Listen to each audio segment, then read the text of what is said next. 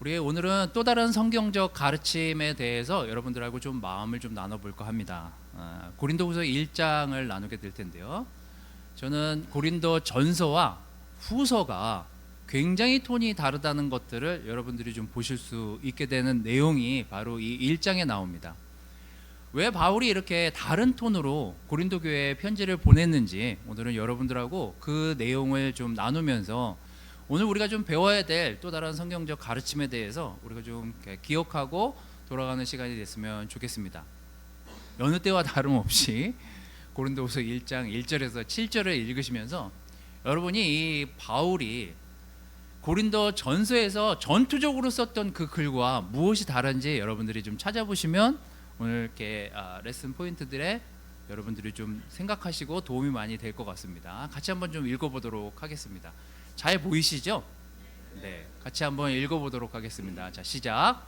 하나님의 뜻으로 그리스도 예수의 사도가 된 나 바울과 형제 디모데가 고린도에 있는 하나님의 교회와 온 아가야에 있는 모든 성도에게 이 편지를 씁니다. 우리 아버지 하나님과 주 예수 그리스도께서 내려주시는 은혜와 평화가 여러분에게 있기를 빕니다. 우리 주 예수 그리스도의 아버지이신 하나님을 찬양합시다. 그는 자비로우신 아버지시오, 온갖 위로를 주시는 하나님이시오, 온갖 환난 가운데에서 우리를 위로하여 주시는 분이십니다. 따라서 우리가 하나님께 받는 그 위로로 우리도 온갖 환난을 당하는 사람들을 위로할 수 있습니다. 그리스도의 고난이 우리에게 넘치는 것과 같이 그리스도로 말미암아 우리의 위로도 또한 넘칩니다. 우리가 환난을 당하는 것도 여러분이 위로와 구원을 받게 하려는 것이며 우리가 위로를 받는 것도 여러분이 위로를 받게 하려는 것입니다.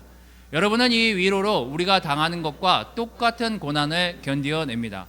우리가 여러분에게 거는 희망은 든든합니다. 여러분이 고난에 동참하는 것과 같이 위로에도 동참하고 있음을 우리는 알고 있습니다. 아멘. 바울이 얘기하려고 하는 게 뭘까요? 고린도 교회에 편지를 보내고 나서 이 두 번째 편지에서 고린도 교회에 바울이 원하는 진정한 마음은 뭘까요? 또 대답을 안 하시기로 마음을 먹고 우리 자 동참하고, 여기서 가장 많이 나오는 단어는 사실 위로라는 단어입니다. 톤이 굉장히 달라졌어요. 굉장히 전투적으로 고린도 교회의 문제에 대해서 낱낱이 그걸 파헤치면서 너희가 왜 이 문제 가운데, 왜 이 시험 가운데 빠졌는지를 막 이야기하던 그때와는 다르게 지금은 고린도 교회에 위로의 마음을 전합니다. 갑자기 개과천선했을까요? 여러분 바울의 성격 아시잖아요. 굉장히 투쟁적이고 논리적이고 싸움에 뒤지지 않는 사람이에요. 그리고 이렇게 어디를 가든지 논쟁하거나 하나님을 모욕되게 하는 사람들을 가만 놔둔 사람이 아니에요. 그래서 항상 어디를 가든지 자기의 가진 지식과 논리를 사용해서 하나님의 말씀을 강력하게 전하고 문제를 드러내는 거에 앞장섰던 인물입니다. 근데 오늘 고린도 교회에 보낸 두 번째 편지의 첫 번째 문장에는 아마 이 신약 성경 전체를 통틀어서 가장 많이 쓰여지는 단어를 이 한 그 편지에 다 담았어요. 그게 뭐냐면 내가 여러분에게 위로의 말을 전한다 라는 거였습니다. 자, 그러면 고린도 교회의 태생을 좀 우리가 좀 이해해야 되는데, 이걸 이해하려면 그냥 분당교회를 생각해 보시면 되겠습니다. 처음에 분당교회 시작을 어떻게 했을까요? 네, 미션팀이 나와서 어떻게 했을까요? 여기 담당자들이 지금 애들 데리고 좀 어딜 가가지고 사실 집에서 예배를 드리기 시작했습니다. 거기에 첫 모임에 오신 분이 우리 양진모 어머니세요. 지금 중에 안 나오시지만, 지금 못 나오시지만, 저희가 부부싸움을 하던 그 와중에도 저희 집 문을 열고 들어와서 예배를 드리던 곳이 저희 집 예배 공간이었습니다. 저도 이렇게 가끔 부부끼리 이렇게 논쟁을 하거나 다툴 때가 있잖아요. 울그락불그락 하고 있는데 저희 집 문을 딩동딩동 두르면서 들어와가지고 같이 기도하고 예배를 드린 시간들이 벌써 다음 달이면 17년이라는 시간이 흘렀습니다. 자, 이제 고린도 교회가 이와 유사하게 시작을 하거든요. 이게 분당교회가 여기에 온 사람들로만 이루어진 교회가 아닌 거예요. 지금은 저기 외국에 있다가 여기 지금 교회 이쪽으로 나오시는 분들도 있고, 다른 지역에 있다가 지금 이 교회에 나오시는 분들도 있고, 이제는 이 교회의 초창기 모습보다는 다른 여러 환경에 있다가 이 교회에서 같이 함께하고 있는 사람들이 이 안에 공존하고 있습니다. 고린도 교회가 딱 그런 곳이었어요. 바울이 너무 열정이 넘치는 사람이었기 때문에 아덴, 우리 성경에는 아덴으로 나오지만 아테네잖아요. 아테네에서 말씀을 전하다가 이분이 이렇게 가만히 있지를 못하시는 분이에요. 그러니까 거기서도 사실 가만히 있으면 사실 별 문제가 없는데, 거기서 복음을 막 증거하면서 거기 철학자들이랑 거기 있는 사람들이랑 막 논쟁을 벌이다가 로마가 종교에는 자유를 허락했지만 사회 질서를 어지럽히는 사람은 가만두지 않았거든요. 그래서 쫓겨나요. 쫓겨나서 온 곳이 어디예요? 고린도예요. 근데 이렇게 쫓겨나서 고린도에 왔는데, 쫓겨나서 와서도 가만히 있을 사람이 아니잖아요. 뭘 했을까요? 복음을 전하러 또 어딜 다녔겠죠. 근데 이때 당시에 로마 총독이 누구였냐면 굉장히 유명한 클라우디오라고도 하지만 클라우디오라는 총독이 황제였어요. 황제가 있었어요. 근데 이 황제가 있었을 이 시점에 로마에서도 똑같이 비슷한 일들이 일어났는데, 이 사회를 어지럽히고 있는 사람이 그리스도인들이라고 생각한 거예요. 그러니까 이 로마에 살고 있는 유대인들 중에 그 회심해서 그리스도인이 된 사람들, 그리고 거기에서 예수님을 믿는다고 생각하는 사람들을 얘네들 때문에 너무 시끄럽다, 로마 시내가. 다 쫓아내자. 그래갖고 다 몰아내요. 굉장히 이 일로 유명해진 황제입니다. 그래서 쫓겨나요. 쫓겨나서 어디로 왔겠어요? 이 사람들도 고린도로 흘러 들어옵니다. 이미 바울이 고린도 지방이라는 곳을 딱 들어갔을 때 비슷한 시기에 이미 많은 자기 같은 처한 환경에 처한 사람들이 로마에서도 건너와서 빈털터리로 이곳저곳을 헤매면서 마땅히 거할 처소들을 찾고 있었어요. 자, 그래서 고린도에서 만난 유명한 부부가 누구예요? 브리스길라와 아굴라를 거기서 이제 만나는 거죠. 왜냐하면 바울도 세컨 잡으로 자기가 잘하고 있었던 것이 있는데 그게 천막 만드는 일이었고, 브리스길라와 아굴라는 로마에서 쫓겨난 사람들이에요. 그래서 고린도에서 먼저 자리를 잡으면서 물 건너서 막 아무것도 없이 온 사람들이 천막을 필요로 하니 이 사람들이 천막을 엄청 열심히 만들어서 그 사람들한테 보급하고 있었던 시점에 바울이 같은 직업을 가진 사람을 만나게 돼요. 그리고 이 브리스길라와 아굴라의 집에서 머물면서 그래, 저도 좀 여기서 천막 만드는, 제가 좀 기술이 있는데 천막 만드는 거 하면서 같이 좀 시간 좀 보내고 있으면 안 되겠습니까? 제가 거할 곳이랑 먹을 것만 주시면 일 좀 하겠습니다. 이렇게 된 거죠. 저도 요즘 세컨잡을 생각하고 있거든요. 왜냐하면 후세대가, 다음 세대가 사실은 좀 더 교회에 일찍 자리를 잡게 하기 위함으로 생각한다면, 제가 예전에 가졌던 그런 직업들을 좀 다시 발휘를 해서 세컨잡으로 투잡을 뛰면서 교회를 하는 것도 나쁘지 않겠다는 생각이 들었어요. 그래서 제가 요즘 세컨잡을 알아보고 있습니다. 이분 저분을 만나면서 이런저런 직업들에 대해서 지금 탐독하고 있는 중입니다. 1년이 될지 2년이 될지 모르겠지만 아마 저도 다음 세대들이 교회를 인도하는 그런 교회를 만들기 위해서 저도 아마 그런 환경이 있는 곳으로 이동을 할까 고민을 많이 하고 있는 상황입니다. 어쨌거나 바울이 기술이 있었어요. 그리고 이 브리스길라, 누가 여자인지는 아시죠? 누가 여자예요? 브리스길라가 여자예요.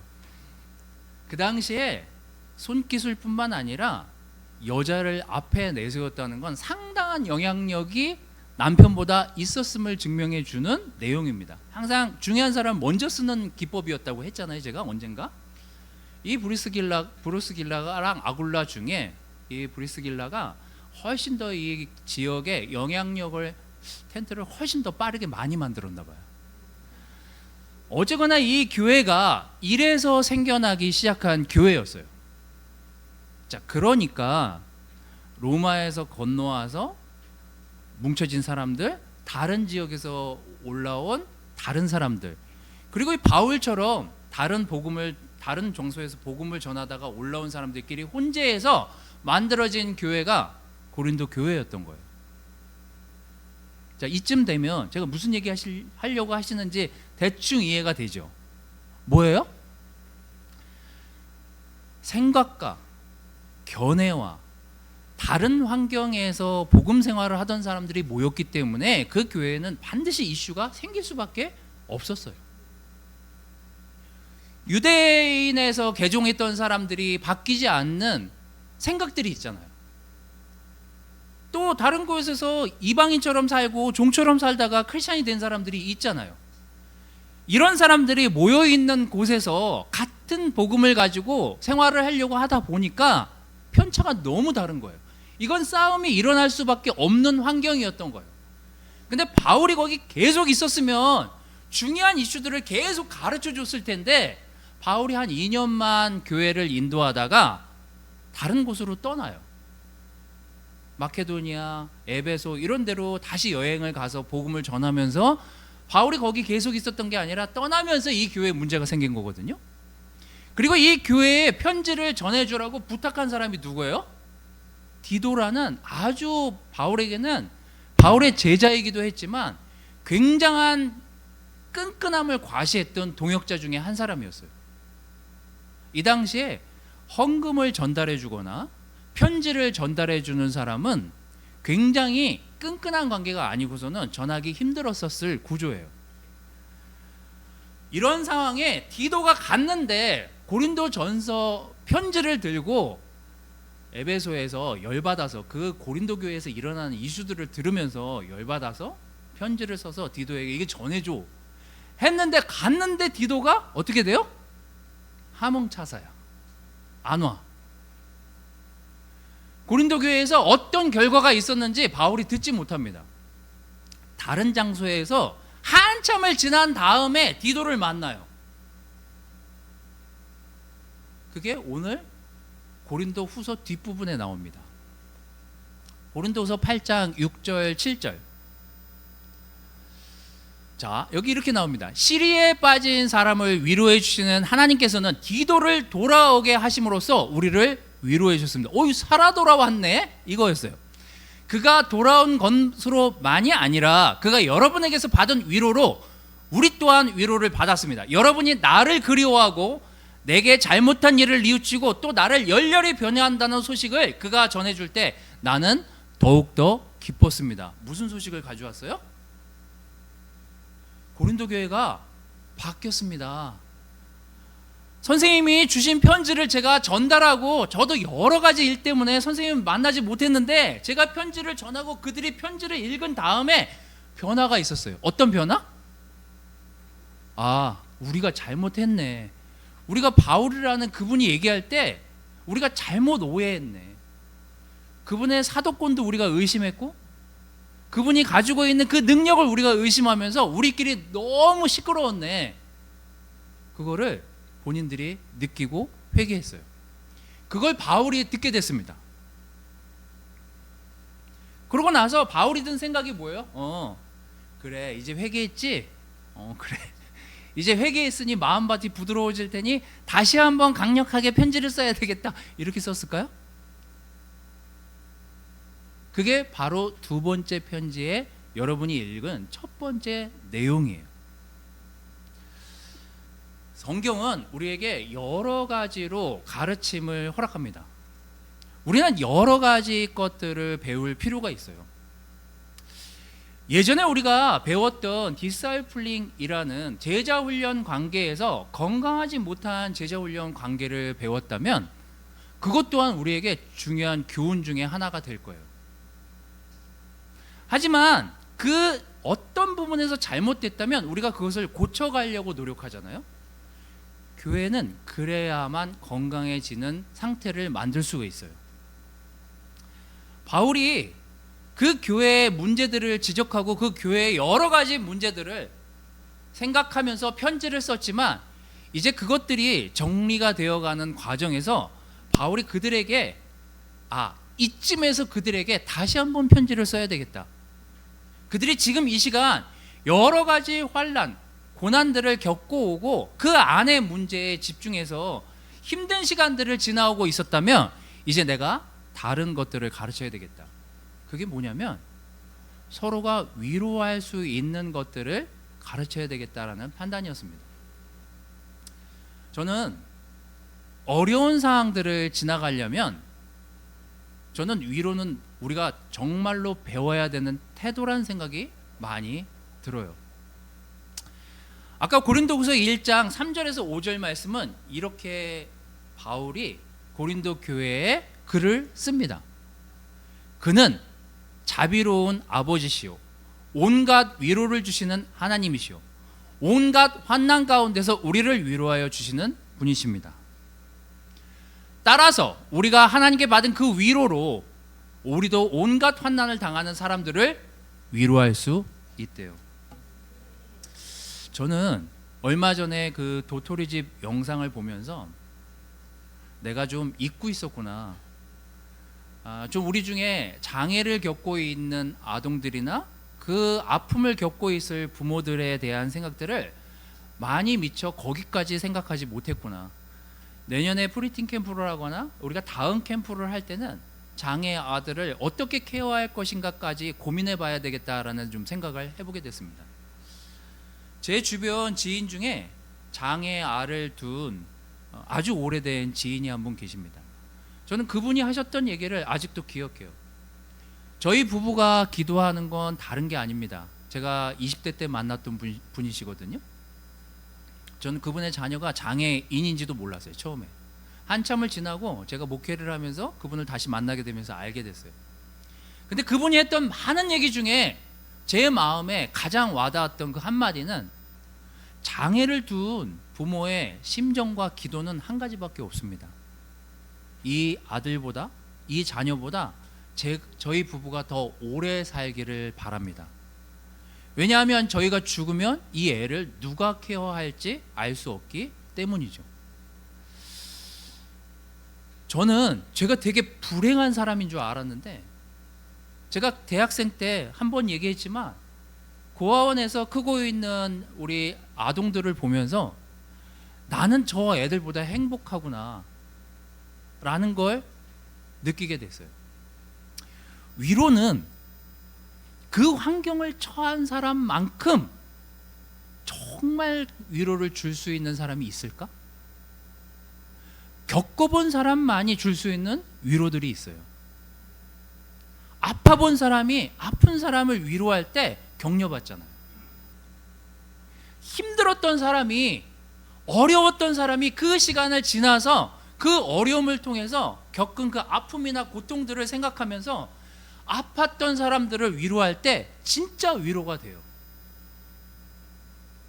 저는 우리 모두 교회의 일이든 우리 삶에 일어나는 일이든 하나님이 우리에게 똑같이 여러 가지 고난들을 허락하시거든요. 이건 우리가 믿고 안 믿고의 차원이 아니에요. 안 믿는 사람한테만 고난이 오는 거 아니라는 거 우리가 배웠잖아요. 믿는 사람에게도 똑같이 병이 오고 똑같이 고난이 오잖아요. 우리가 제자임에도 불구하고 똑같이 제자한테 상처받고 제자한테 문제를 겪게 되잖아요. 우리가 지금 그런 시간들을 지나가고 있습니다. 히브리서 2장 18절은 이 저자가 얘기하기를 예수님은 몸소 시험을 받아서 고난당하셨으므로 시험을 받는 사람을 도울 수 있다고 단언하고 있습니다. 여러분, 우리의 고난을, 우리의 힘듦을, 우리의 괴로움을 정말 100% 이해할 수 있는 사람이 누가 있을까? 우리가 그래서 예수님께 감사하게 되는 삶을 사는 것 아닌가요? 우리를 위해서 처절하게 죽기까지 십자가에 달려서 그 정도의 고난을 받으시면서 우리를 대신해서 죽으셨잖아요. 그래서 우리가 하나님께 다가가거나 하나님께 우리의 마음을 내려놓을 때 거기에서 오는 위로만큼 큰 걸 우리가 경험한 적이 있습니까? 주님이 주시는 위로가 진짜 대단한 거였구나. 여러분, 저는 지금 교회에서 어느 한 사람도 우리가 배워야 될 중요한 태도 중에 하나는 우리가 누구를 어떻게 위로하고 있는지를 배워야 되는 시간이라는 생각이 듭니다. 제가 얼마 전에 바이블톡 인도를 열심히 하시다가 쉬시는 한 형제를 만났어요. 그 형제가 저한테 그러더라고요. 정말 마음이 평안해지더라고요. 이게 좋은 일입니까? 나쁜 일입니까? 에? 좋은 일이죠. 좋은 일이에요. 하지만 자기가 겪지 않아도 될 불편함을 책임지면서 그 시간을 인도했던 거예요. 거기 있는 형제자매들을 조금이라도 뭔가 영적인 것들을 나눠주기 위해서. 그래서 여러분, 제가 바이블톡 인도자 미팅 때 뭐 더 디테일한 제 상태를 좀 이따가 뭐 바이블톡 인도자 미팅이 있으니까 나누겠지만, 여러분 패밀리 그룹 인도한다는 게 되게 쉬운 것 같지만, 여러분 여기서 인도할 사람 손들어. 요즘은 주일학교 인도하라 그래도 잘 안 하시잖아요. 어쇼도 안 하려고 하고. 그러니까 패밀리 그룹 인도하라 그러면 더더욱이 저는 아닙니다 라고 얘기해요. 왜냐하면 좋은 일보다는 해야 할 일들이 너무 많아지기 때문이죠. 자기 먹고 살고 생각하고 일하기도 바쁜데 영적인 것까지 내가 책임을 지라고? 이게 엄청 무거운 일이에요. 어려운 일이고. 해보신 분들은 아시잖아요. 지금 쉬시는 분들 생각해 보세요. 지금 번아웃 와서 패밀리 그룹 쉬시는 분 많잖아요, 여기. 우리는 여러분의 패밀리 그룹 바이블톡 인도자들에게 감사하냐고요. 그들에게 위로를 주고 격려를 줄 수 있냐고요. 송 인도자들 여러분보다 매주 1시간씩 일찍 나와가지고 여기 먼지 먹어가면서 찬양 연습하고 찬양하잖아요. 우리에게 예배 때 하나님께도 격려가 되지만 우리 모두에게 격려가 되기 위해서 우리는 그런 사람들한테 위로를 주냐고요. 주일학교 이 땡볕에 애들 데리고 지금 나가서 액티비티 하고 있잖아요. 오늘 가끔 놀라요. 저는 정말 열정으로 홍강한 이니한테 정말 뭐 하나 시키면 진짜 최선을 다해서 200%씩 한다니까요. 그만하라고 할 정도로. 우리는 그런 분들한테 위로를 주냐고요. 저는 재정위원들, 운영위원들, 우리 KTT를 섬기시는 분들 모두 다 위로받아야 할 분들이에요. 그분들이 안 하면 여러분들이 해야 되는 거 아닙니까? 우리 모두는 어떤 험한 시간들을 지나올 때 사실 위로가 함께 해야만 같이 갈 수 있어요. 근데 이게 안 되잖아요? 불평하게 되고 괴롭게 되고 힘들어지게 되고 누가 좋아할 일이겠어요? 저는 교회가 분열되는 걸 이 교회뿐만 아니라 많은 교회에서 봐왔다니까요. 분열이 다른 데서 오는 게 아니에요. 사람들이 지칠 때 사탄이 그걸 가만두지 않는다니까요. 감정적으로 지칠 때, 이성적으로 올바르게 판단하지 못할 때 사탄이 그걸 가만두지 않아요. 여러분, 지금은 위로와 격려가 필요할 시간이라고 믿습니다. 여러분, 우리 모두는 위로받아도 일을 할까 말까 한 사실 약한 지체들이에요. 그래서 저뿐만 아니라 우리 모두 서로 위로하는 시간들을 가지면 전 감사하겠다는 생각이 들었습니다. 자, 바울이 고린도후서 2장 4절에서 7절에 자, 내가 여러분들한테 첫 번째 편지를 보낼 때 내가 어떤 마음인지 내가 알려줄게 라고 하면서 고린도후서 2장에 이런 표현을 씁니다. 제 화면 좀 내려주실래요? 저 뒤에 글이 안 보여요. 아니, 저는 마시고 저는 자, 한번 같이 읽어볼까요? 자, 시작. 나는 몹시 괴로워하며 걱정하는 마음으로 많은 눈물을 흘리면서 여러분에게 그 편지를 썼습니다. 그러나 그것은 여러분을 마음 아프게 하려고 한 것이 아니라 여러분을 내가 얼마나 극진히 사랑하고 있는지를 알려주려고 한 것이었습니다.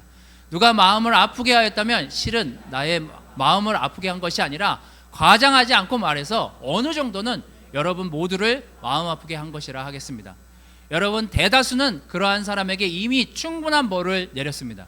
그러니 여러분은 도리어 그를 용서해주고 위로해 주어야 합니다. 그 사람이 지나친 슬픔에 짓눌리는 일이 없도록 해야 합니다. 교회가 불구덩이를 지나왔어요. 많은 사람들이 그 불구덩이를 지나왔어요. 저희 교회는 그나마 그렇게 큰 불구덩이가 없이 지나왔다고 하지만 교회는 연결되어 있잖아요. 다른 교회의 아픔이 저희 교회의 아픔이기도 해요.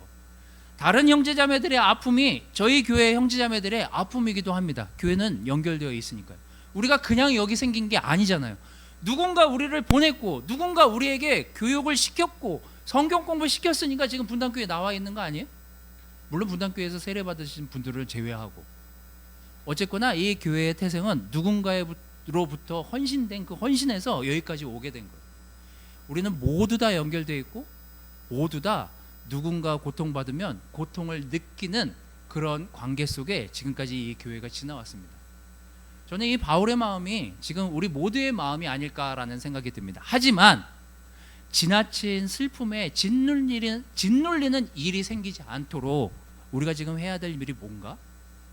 서로 격려주고 위로하고 이 믿음의 싸움을 함께 싸워나갈 수 있도록 형제 자매 여러분들이 건강하게 이 시간을 지나갈 수 있도록 서로를 붙잡아주는 관계가 지금의 시간이 됐으면 좋겠습니다.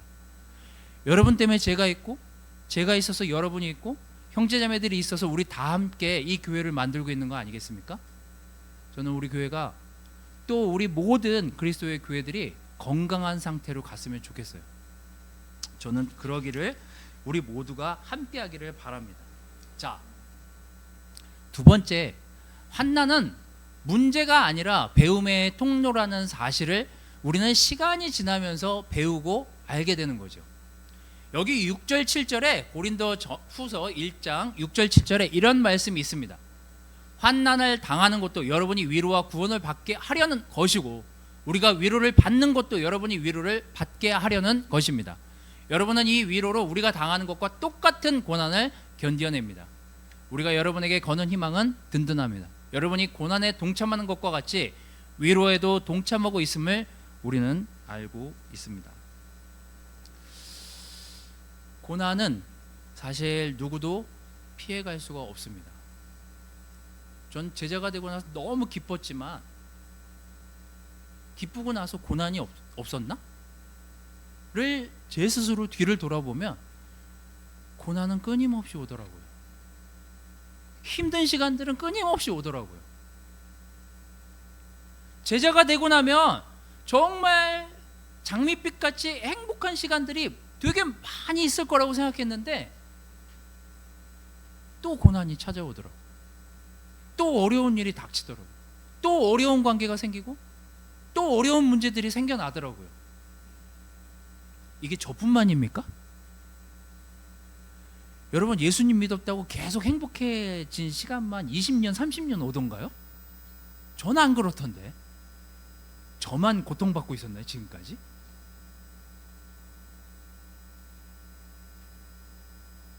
고통은 우리 애들에게서 받기도 하고 우리가 애들에게 고통을 주기도 하잖아요. 하나님이 주신 것도 감사한데 애들이 가끔 고통을 줄 때가 있잖아요.